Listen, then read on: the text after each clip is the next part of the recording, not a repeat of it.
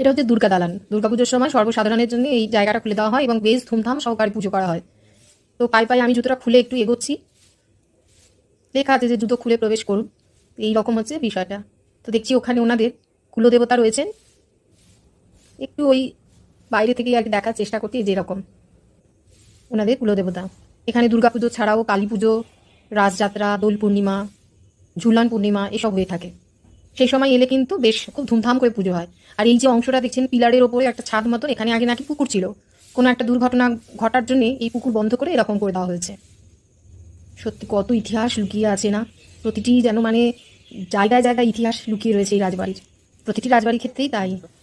বেশ কিছুক্ষণ ঘোরাঘুরি করলাম, অনেকটা মানে একটা অনুভূতি যাকে বলে নিয়ে তারপর ফিরে যাচ্ছে। আর তখন এই যে জিজ্ঞেস করছিলেন এই যে এই ভদ্রমহিলা, উনি বলছেন আমাকে চা খাওয়ার জন্য কিছু দিয়ে যাও। যাই হোক, ওনার সাথে কিছুটা কথা বলে ভালো করে একবার দেখলাম। খুব ইচ্ছে আছে দুর্গাপুজোর সময় একবার আসবো। তারপর আমরা ফিরে চললাম আমাদের অন্য জায়গায়, বা আমরা আরও একটা জায়গায় যাব। খুব মন খারাপ লাগছিল রাজবাড়িটা থেকে বেরোচ্ছি যখন।